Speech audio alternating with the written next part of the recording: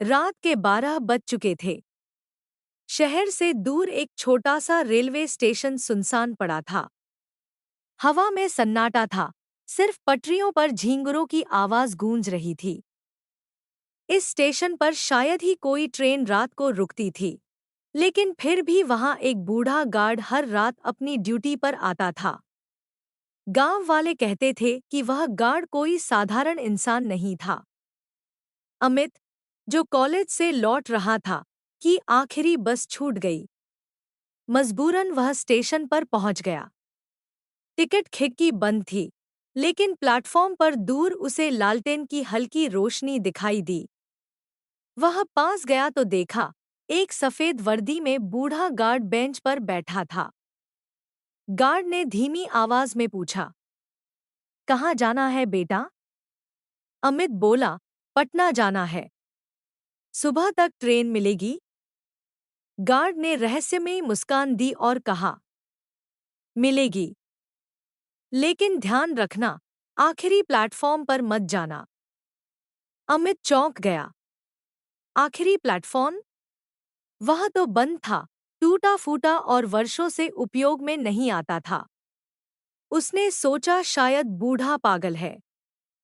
कुछ देर बाद ठंडी हवा चली और अचानक अमित ने सुना, लाउडस्पीकर पर आवाज आई, ट्रेन न 1309 आखिरी प्लेटफॉर्म पर आ रही है।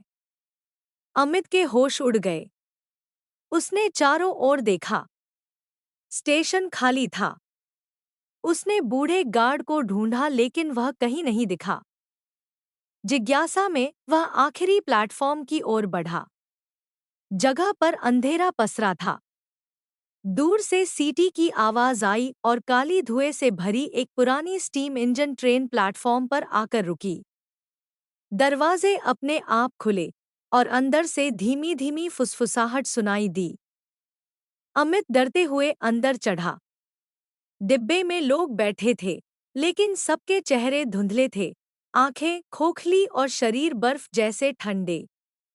किसी ने कहा, स्वागत है, अब तुम भी हमारे साथ हो। अमित ने चीखते हुए दरवाजे से छलांग लगाई और प्लेटफॉर्म पर गिर पड़ा। लेकिन जैसे ही उसने पीछे मुड़कर देखा, ट्रेन गायब थी। प्लेटफॉर्म पर सिर्फ धुएं की परत तैर रही थी। अचानक उसके कंधे पर किसी ने हाथ रखा। वह पलटा, वही बूढ़ा गार्ड खड़ा था। उसकी आंखें लाल थीं और चेहरा पीला।